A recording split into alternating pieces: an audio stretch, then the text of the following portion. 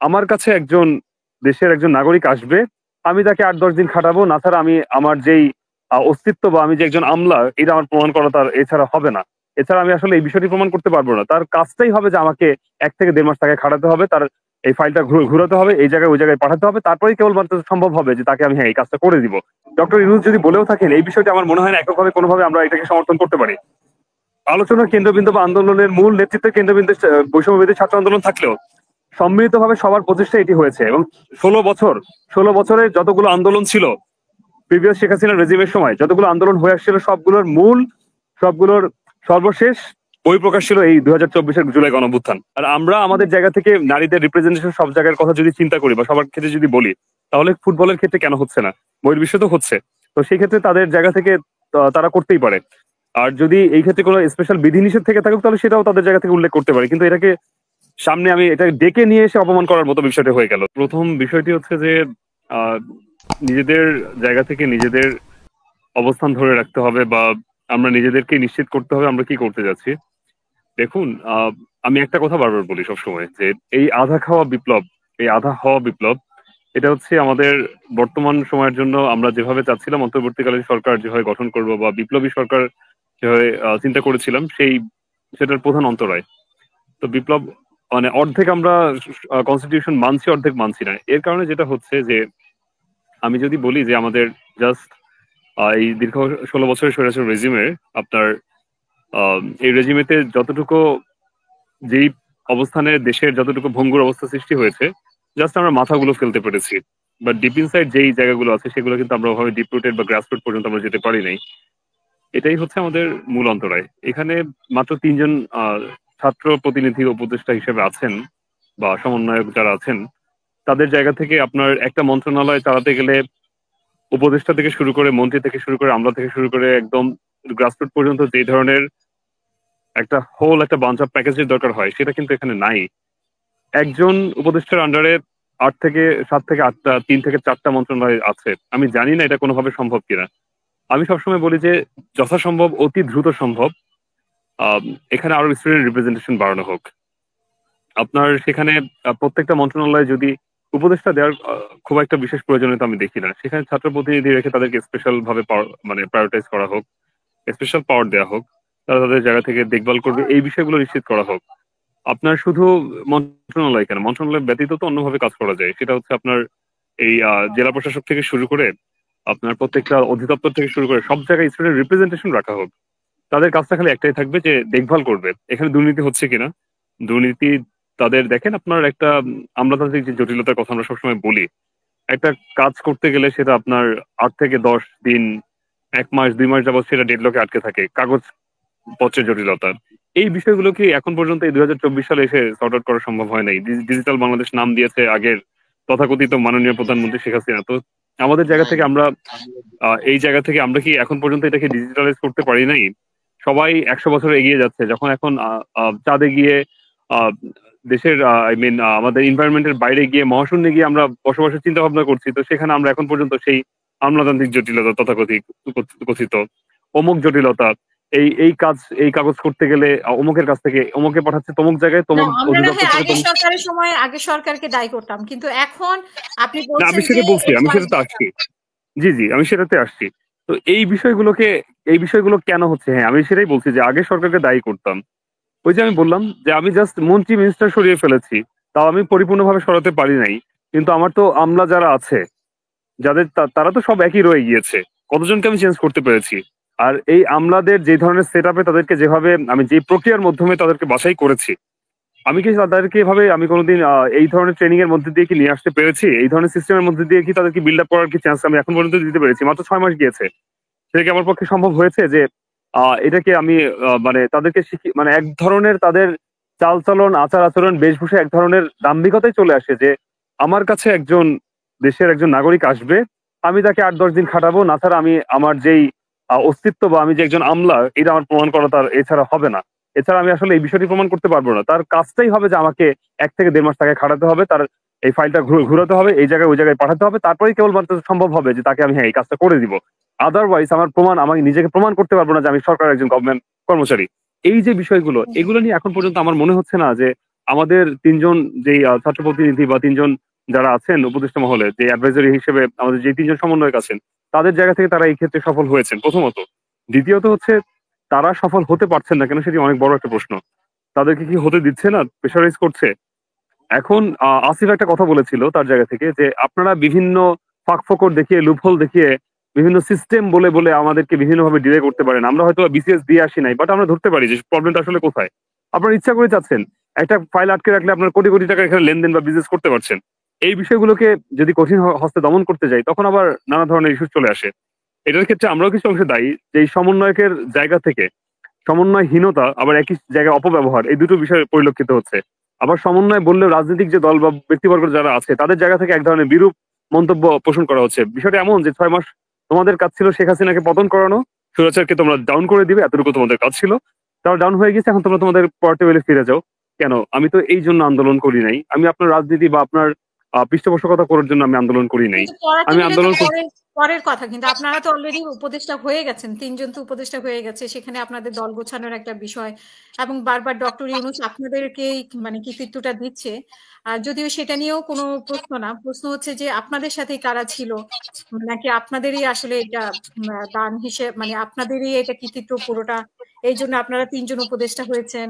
এখন আপনাদের দল গঠন করাটাও একটা বৈধতার পর্যায়ে পড়ে, আপনারাই দেশের দায়িত্ব নিবেন, সেটা সেটা নিয়ে আসলে বেশি ব্যস্ত, নাকি আসলে ওনারা কাজ করছেন? তিন উপদেষ্টা কি করছেন, মানে সে দলের ব্যাপারে না, বা আমি তিন উপদেষ্টার ক্ষেত্রে তিন উপদেষ্টা ইজ নট ইনাফ, তিনজন অ্যাডভাইজার ইজ নট ইনাফ। 47টা 40টা যে কয়টা মন্ত্রণালয় এখানে আছে, এর দায়িত্বে প্রত্যেকটা জায়গায় স্টুডেন্টের থাকতে হবে। আমি এটাই বলবো যে এখানে মূল প্রবলেমটাই হয়ে দাঁড়িয়েছে এভাবে যে আমি সংস্কার চাচ্ছি কিন্তু আমি তিনজনই তো হ্যামারিং করতে পারছি না। না, ওনারা এসে কি করবেন? ওনারা এসে কি আরো না, তিনজন, আমার মনে হয় তিনজন টোটালি একা হয়ে গিয়েছে তাদের জায়গা থেকে, টোটালি একা হয়ে গিয়েছে। তার মন্ত্রণালয় সে যদি রান করতে যাচ্ছে, হ্যাঁ, তার মন্ত্রণালয় যদি সে রান করতে যাচ্ছে, তাকে বিভিন্ন প্রশ্নে জর্জরিত হতে হচ্ছে। তার আমলাগুলো ঠিকভাবে কাজ করতে পারছে না। তাদের জায়গা থেকে তারা হ্যাঁ স্যার, হ্যাঁ স্যার, ওই যে একটা কথা ছিল যে আমি আপনাকে বলছি না যে আপনি আমাকে স্যার বলে সম্বোধন করবেন, আপনি আমাকে একদম মাথায় তুলে নাচবেন, কিন্তু আমার সে চাচ্ছেই যে আমি আপনাকে স্যার বলে সম্বোধন করে আমি কাজগুলো করতে চাই। এই যে আমলাতান্ত্রিক যে একটা অভ্যাস, এই বদভ্যাস যে তৈরি হয়ে গিয়েছে, এটা এটার মূল অন্তরায়। আমি একটা কাজ করবো, বলবো এই মুহূর্তে, বলবো এটাকে অবিলম্বে এটার কাজটা হয়ে যাবে, গ্যাজেটের জন্য আমার আরো 14 দিন দৌড়াতে হবে না, কাজগুলো এভাবে করতে হবে। আমি যদি সারাদিন যদি আমার কাজ এটাই হয়ে থাকে যে আমি সংস্কার, তো সেটা তো অনেক ভাস্ট একটা ইস্যুস। এখানে তো শুধু একটি বিষয় নয়, এখানে বেশ কয়েকটি, একটা সংস্কার করতে গেলে আপনার আরো 3 থেকে 4টা বিষয় এটার সাথে জড়িয়ে যাচ্ছে। তো এইখানে ওই যে আমি যেটা শুরুতে বললাম যে বিপ্লবী সরকার গঠন করা ছিল, এটার সর্বপ্রথম মেইন ফোকাসটাই হওয়া উচিত ছিল সেটা, কিন্তু সেটা আমরা করতে পারি না, আমরা ব্যর্থ হয়েছি এই জায়গাতে। তো বিপ্লবী সরকার যদি গঠন না করতে পারি, আমার জায়গা থেকে আমি একজন আমলাকে বলে কেন সে আমার কথা শুনবে? আমি তাকে বলতে গেলে সে উল্টো আমার বিরুদ্ধে অ্যাকশন নিতে পারে, সে বলবে যে আমি তাকে হ্যারাস করছি। এখানে মনে হয় যে ওনাদের মানে দক্ষতা যোগ্যতার অভাব, মানে দক্ষতার অভাব আছে এখানে। যদি দক্ষ কোনো ব্যক্তি আসতেন তাহলে হয়তো বা আরো, বা সিনিয়র কোনো পার্সন আগে কাজ করেছেন এরকম কেউ আসলে ব্যাপারটা অন্যরকম হতো। তো আমি এই বিষয়টা আপনার কাছে শুনতে চাই, এবং মেয়েদের ফুটবলের ব্যাপারে যে প্রশ্নটা করেছি এই প্রশ্নটার একটু উত্তর চাই সংক্ষেপে। না, খুব সুন্দর প্রশ্ন করেছেন যে দক্ষতার বিষয়। দেখুন, আমরা তো কেউ আমাদের মধ্যে অনেকেই পূর্ব থেকে যে রাজনৈতিক ভাবে খুব সাউন্ড বা একদম গতানুগতিক ধারা রাজনীতি করে আসছি সেটাও না প্রথমত। দ্বিতীয়ত আমরা কেউ সিভিল সার্ভিস থেকে আসছি, বিষয়টা এরকমও না। তো এই জায়গা থেকে হ্যাঁ, দক্ষতার কিছু বিষয় থাকে, বা আমরা এটাকে বলবো যে আমরা সময়ের সাথে সাথে যাচ্ছি আর শিখে শিখে কাজগুলো আমাদের করতে হচ্ছে। সেই জায়গা থেকে আমাদের পিছনে আমাদের জায়গা থেকে সিস্টেমটা একটু অন্যভাবে চেঞ্জ করার দরকার হতে পারতো বা দরকার থাকতে পারতো।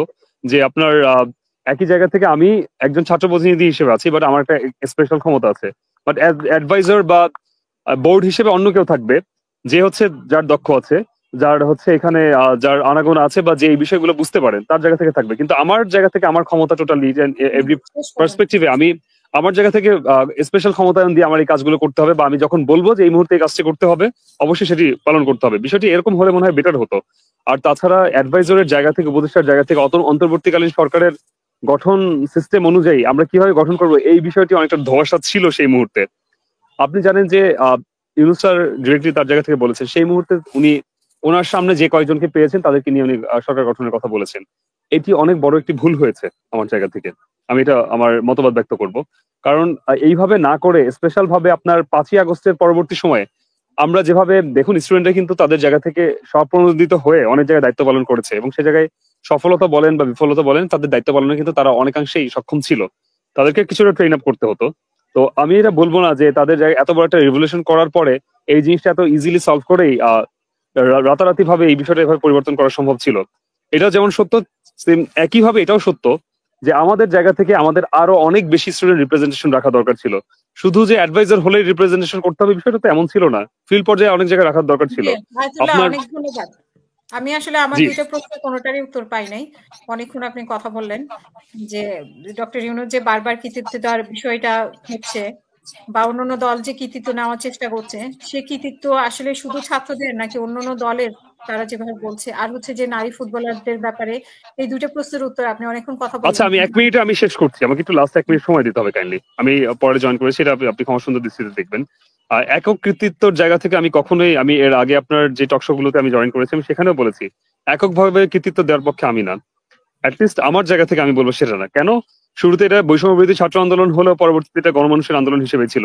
17 তারিখ ঢাকা বিশ্ববিদ্যালয়ে যখন অ্যাটাক করা হয়েছিল, যেই প্ল্যাটফর্ম বা ব্যানার থেকে এসেছিল, তো 17 তারিখের পরবর্তীতে কিন্তু এটা বেসরকারি বিশ্ববিদ্যালয় পুরোটা সময় লাস্ট পর্যন্ত রান করে গিয়েছে। সেখানে বেসরকারি বিশ্ববিদ্যালয়ের সাথে বিভিন্ন অর্গানাইজেশন, সেটা জামাত শিবির হতে পারে, বিএনপি হতে পারে, অন্যান্য ছাত্র সংগঠন হতে পারে, কিন্তু মূল কেন্দ্রবিন্দুতে কিন্তু বৈষম্য বিরোধী ছাত্র আন্দোলন রেগুলেটর হিসেবে ছিল। এবং এই জায়গা থেকে একক কৃতিত্ব তো দেওয়ার কোনোভাবে কোনো চান্সই নাই। গণমানুষের আন্দোলন যখন গণ অভ্যুত্থান হয়, সেটা কি এককভাবে কোনোদিন হতে পারে বা সম্ভব হয়? সেটা অবশ্যই কোনো যৌক্তিকতার দায় থেকে আপনি বলতে পারবেন না, এবং আমি এটা কখনোই সমর্থন করবো না, প্রথমত। আর দ্বিতীয়ত হচ্ছে, আন্দোলনটা বিভিন্নভাবে ইভলভ হয়েছিল, কোটা সংস্কার আন্দোলন থেকে গণ অভ্যুত্থানে ছড়িয়ে গিয়েছিল। সেই জায়গা থেকে কে কোন কোন পার্সপেক্টিভে এসেছিল সেটি অনেক বড় একটি প্রশ্ন রাখে, যে কে কোটা সংস্কার করতে আসছিল, কে 9 দফা দাবির পক্ষে আসছিল, আর কে 1 দফা দাবির কেটে ঝাঁপিয়ে পড়েছিল, আর কে পুরোটা সময় এ টু জেড ছিল। এটি অনেক বড় একটি প্রশ্নের সম্মুখীন রাখে। এই ক্ষেত্রে আমি যদি পুরো ওভারঅল চিন্তা করি, তাহলে মানে এককভাবে ডক্টর ইউনূস যদি বলেও থাকেন, এই বিষয়টা আমার মনে হয় না এককভাবে কোনোভাবে আমরা এটাকে সমর্থন করতে পারি। আলোচনার কেন্দ্রবিন্দু বা আন্দোলনের মূল নেতৃত্বের কেন্দ্রবিন্দু বৈষম্য বিরোধী ছাত্র আন্দোলন থাকলেও সম্মিলিতভাবে সবার প্রচেষ্টা এটি হয়েছে। এবং 16 বছরে যতগুলো আন্দোলন ছিল প্রিভিয়াস শেখ হাসিনার রেজিমের সময়, যতগুলো আন্দোলন হয়ে আসছিল, সবগুলোর সর্বশেষ বহিঃপ্রকাশ ছিল এই 2024-এর জুলাই গণঅভ্যুত্থান।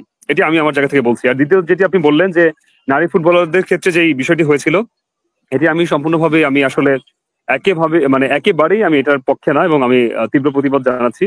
আমাদের দেশে নারী ফুটবলার যারা আছেন, এটি যদি এই ক্ষেত্রে এই ফুটবল দিয়ে যদি কোনো ঝামেলা হয়ে থাকে যে নারী ফুটবলাররা এই ধরনের রেস্ট্রিকশন মানতে হবে বা এই ধরনের রেস্ট্রিকশন তাদেরকে দিতে হবে, সেটা মন্ত্রণালয় থেকে আসুক স্পষ্টভাবে, তখন এটা নিয়ে আলোচনা হতে পারে। কিন্তু এটাকে নিয়ে এভাবে পাবলিক ম্যাচ দিয়ে তাদেরকে এভাবে হীনমন্যতার পরিচয় দিয়ে তাদেরকে এই ধরনের হেনস্থা করে, এটা কোনোভাবে সমর্থনযোগ্য না। বরং এটা আমি বলবো যে বহির্বিশ্বে আমাদের ভাবমূর্তি ক্ষুণ্ণ হচ্ছে। যদি আপনার মনে হয় কোনো এই বিষয়ে যদি কোনো ড্রেস আপের বিষয় যদি চলে আসে, তাহলে ড্রেস কোড ঠিক করে দেওয়া হোক। আর যদি মনে হয় যে না, এই বিষয়টি এভাবে না করে আর অন্য কোনোভাবে যদি কোনো সলিউশন থাকে, তাহলে সেটা স্পষ্টভাবে উল্লেখ করা হোক, সেটা নিয়ে গ্যাজেট প্রকাশ করা হোক, সেটা নিয়ে মন্ত্রণালয় থেকে দেওয়া হোক। কিন্তু এইটাকে জিয়ে রেখে মন্ত্রণালয় নিজেদের ভাবমূর্তি ক্ষুণ্ণ করছে বলে আমি মনে করবো। আর আমরা আমাদের জায়গা থেকে নারীদের রিপ্রেজেন্টেশন সব জায়গার কথা যদি চিন্তা করি বা সবার ক্ষেত্রে যদি বলি, তাহলে ফুটবলের ক্ষেত্রে কেন হচ্ছে না? বহির্বিশ্বে তো হচ্ছে। তো সেই ক্ষেত্রে তাদের জায়গা থেকে তারা করতেই পারে। আর যদি এই ক্ষেত্রে কোনো স্পেশাল বিধিনিষেধ থেকে থাকুক, তাহলে সেটাও তাদের জায়গা থেকে উল্লেখ করতে পারে। কিন্তু এটাকে সামনে আমি এটা ডেকে নিয়ে এসে অপমান করার মতো বিষয়টা হয়ে গেল, যে আপনি যখন তাদের অ্যাচিভমেন্ট সামনে আসছে তখন ঠিকই বাহবা দিচ্ছি, আর অ্যাচিভমেন্ট যদি কিছু না করতে পারলো তখন আবার ঠিক আমি তাকে তিরস্কার করছি। কিন্তু কোনোভাবেই এই বিষয়টি নিয়ে হেনস্থা করে আমাদের বহির্বিশ্বে আমাদের যে ভাবমূর্তি ক্ষুণ্ণ হচ্ছে, সেটি কোনোভাবে সমর্থনযোগ্য না। ধন্যবাদ।